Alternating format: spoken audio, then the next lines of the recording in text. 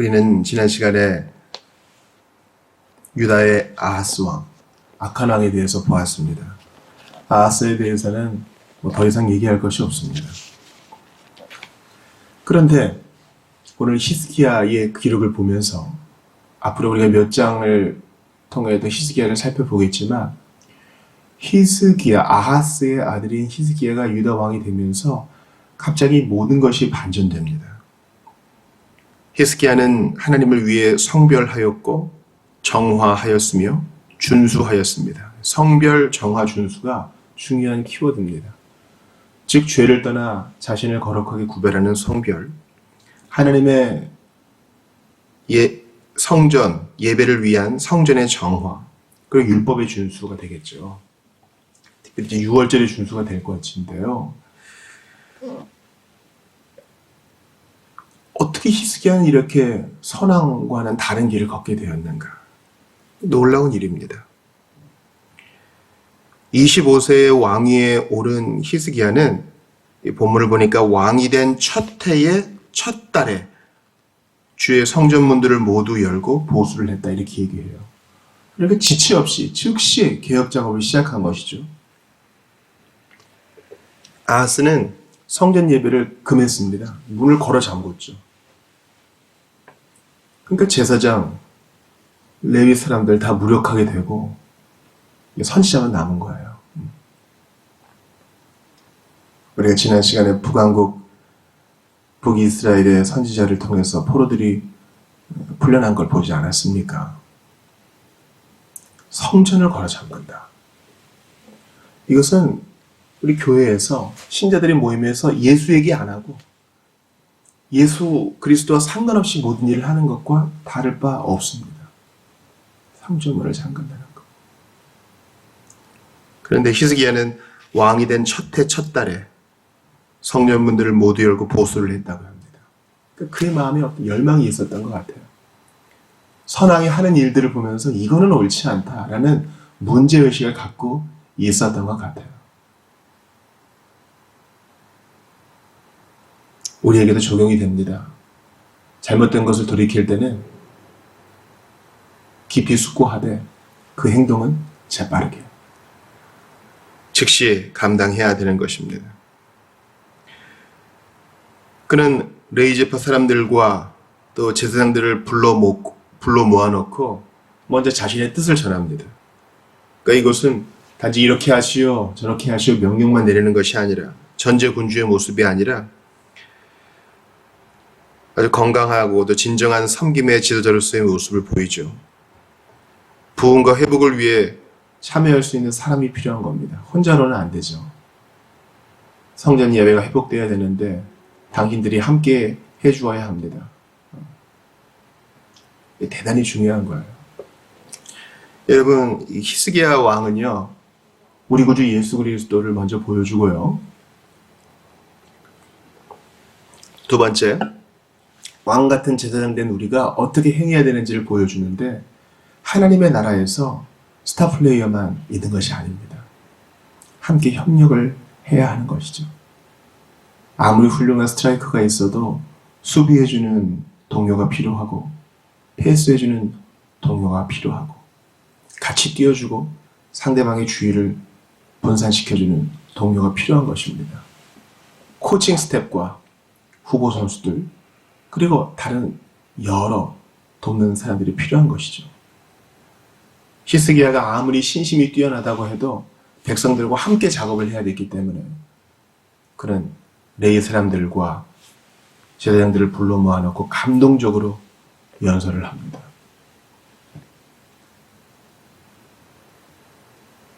우리 왕 대신 예수님께서는요, 보세요. 우리에게 너 이거 해, 너 저거 해. 명령만 하더라도 우리는 할 말이 없어요. 그런데 호세아가 자기 아내를 빈들로 데려가서 말로 타이르듯 주님은 우리를 설득하세요.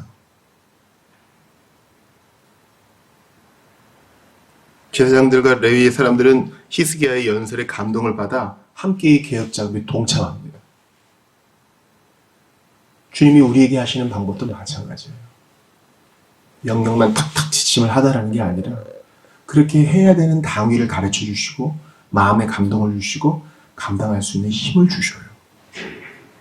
우리도 그렇게 해야 할 것입니다. 주님의 성전된 우리 지체들의 모임, 바로 교회가 좀 더뎌도 이러한 마음의 감동으로부터 일이 이루어져야 될 것입니다. 히스기야의 진단이 놀랍습니다. 그는 조상의 가장 큰 죄가 성전을 버린 것이라고 얘기합니다. 여러분, 바로 전에 왕 아하스가 어떤 잘못을 저질렀어요?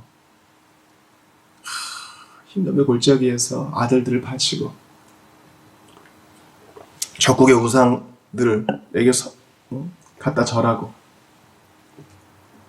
하나님께 예배하는 것 말고 다른 걸로 다 메꾸잖아요. 근데 그 틈이 메워지나요?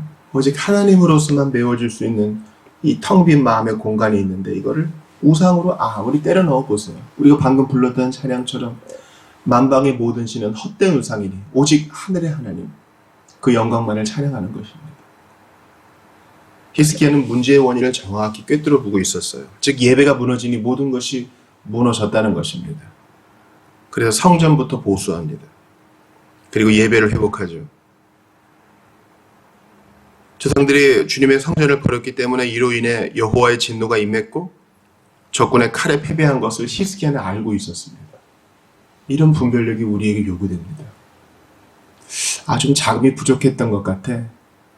좀 노력이 부족했던 것 같아. 주변에 돕는 사람들이 없었던 것 같아. 이 정도의 판단이 아닙니다. 내가 정말 하나님께 이거 물어보고 한 건가? 기도하며 결정한 건가? 주의 성령보다 빠르게 너무 조급하지는 않았는가? 그런 것을 돌아봐야 하는 것이죠. 금식과 기도로 하나님 앞에 나아갔는가? 이것은 오늘날 우리에게도 요구되는 자세인 것입니다.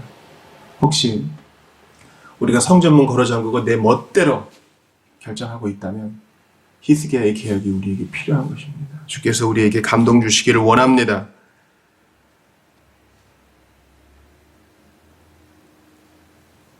남유다의 악한 왕들과 백성들은 여호와를 버림으로써 포로로 잡혀갔고 이제 당면과제는 하나님을 구하는 것입니다. 위대한 설교가로서 히스기야는 이제 그들에게 행동을 촉구합니다. 11절을 보세요. 여러분, 그러니 여러분은 이제 더 이상 지체하지 말고 본인의 임무를 감당하도록 하시오. 속히 하라. 저는 설교자로서 참 좋은 태도라고 봅니다. 두루뭉술하게 얘기하는 게 아니라 이제 여러분 할 일들을 빨리 하라. 보수하고 예배할 준비를 갖추라. 저 역시 회중들에게 말씀을 전할 때 두루뭉술하게 전하지는 않는가 돌아보게 됩니다. 조심한다고 하면서 말이죠. 이번 주에 설교만 해도 그렇습니다. 정치의 그리스도인과 정치의 관계, 그리스도인과 국가의 관계라는 아주 무거운 주제였습니다. 하나님이 세우신 제도에 복종하라. 그러나 거룩한 불복종을 마음에 새기라. 하나님만이 최고의 권세이시다. 눈에 보이는 권위에 복종하지 않고 보이지 않는 하나님께 복종하기 어렵다. 그런 내용이었죠. 우리가 그것을 어떻게 실천하고 살아가고 있는지 돌아보게 됩니다. 12절부터 17절에 보니까 많은 제사장과 레위 사람들이 뜨거운 반응을 보여서 열심히 주님을 섬기게 됩니다. 16일 동안 성전 청결 작업을 완료하지요. 그렇습니다. 메시지를 듣고 반응할 사람이 있습니다. 여러분, 아하스 왕이 다스리면서 성전 예배를 완전히 그냥 금해버렸거든요. 16년 동안 예배가 없었다고 봐도 돼요. 히스기야의 입장이라면 여러분 좀 두렵지 않겠어요? 16년 동안 이거 안 했는데 갑자기 하자 그러면 원망을 살지도 모르고 하기 싫다 그럴지 모르고 미온적인 반응을 보일지도 모르겠는데 그러나 하나님이 하셨습니다. 약속대로 명령대로 하고자 하는 일을 하면 주님이 힘주셔요. 변화된 사람을 붙여주시고 함께할 사람을 붙여주시는 겁니다.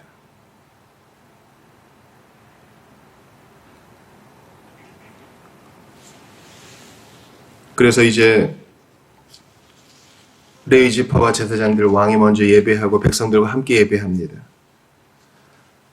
19절을 근거해서 보면 나라의 번영은 성전을 보호하고 보존하는 왕의 역할에 달려 있습니다. 역대하가 그렇게 왕에 집중하는 이유가 여기 있어요.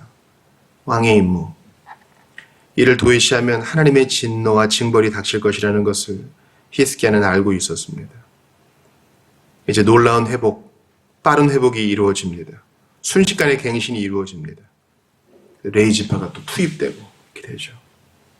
부흥은 하나님을 향한 진실한 성별과 함께 시작되고 지속됩니다. 이 본문을 통해 여러분 우리가 좀 뭘 배울 수 있을까요? 성전이 중요하다 그러니까 교회당 열심히 가야 되겠구나. 그렇게 결심하셔도 좋은 거예요. 왜냐면 신자의 신앙생활에 있어서 신자들의 모임, 교회 상당히 중요하거든요. 그러나 그걸로는 뭔가 아쉬워요.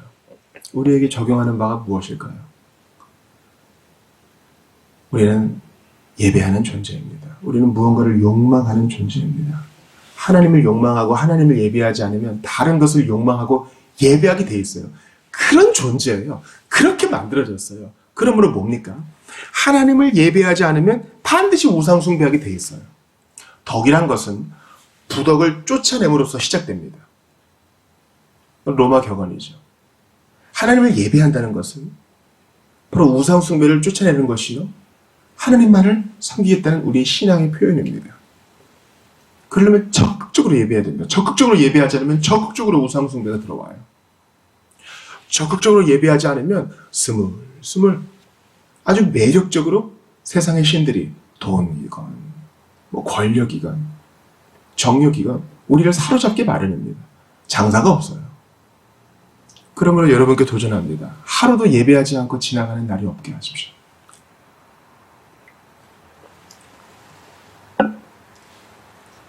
여러분 개인적인 예배를 개발하세요.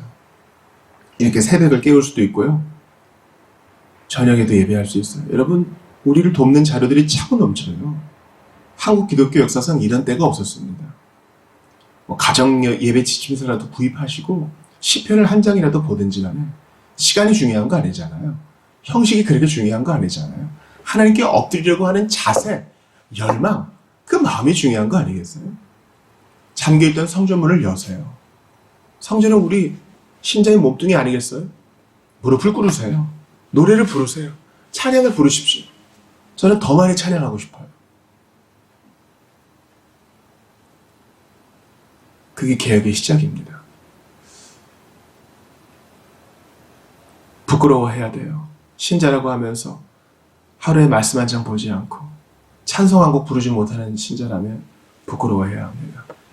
삶의 예배를 드리는 게 신자의 자세 아니겠습니까, 목사님? 일터로 나가서 비신자들과 만나면서 대화하고, 맞아요. 여러분의 중심이 바르고 하나님 앞에 거리낌이 없다면 그렇게 하세요. 그러나 오늘 본문을 보세요. 아주 구별된 모습이 있잖아요. 이런 구별된 모습은 이교도들이 더 잘하고 있어요. 우리는 이런저런 핑계를 대며 주께 드리는 예배를 합리화하고 희생시키고 있지는 않습니까? 우리 예수님은 우리를 예배하는 사람 만드시기 위하여 십자가에서 피 흘리셨습니다. 예배는 뭐예요? 하나님과 교제하는 건데 그 교제의 문을 열어주셨습니다. 막힌 담을 무너뜨려 주셨습니다. 그분의 보혈로.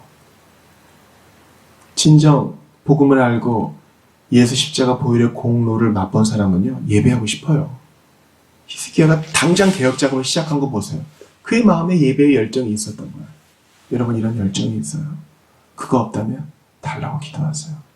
오늘 본문 말씀 보고 기계적으로 율법주의적으로 성전 예배를 회복해야 되겠구나. 매일 예배 드려야 되겠구나. 그런 결론도 나쁘지는 않아요. 그러나 더 큰 질문은 이거예요. 나는 정말 주님 사랑해서 엎드리고 싶어요. 그런 갈망을 달라고 기도해야 할 것입니다. 더욱 엎드려 매일 주님께 엎드려 세상의 신을 멀리하고 주님을 섬겨야 할 것입니다. 그때 모든 것이 질서잡히게 될 줄 믿습니다.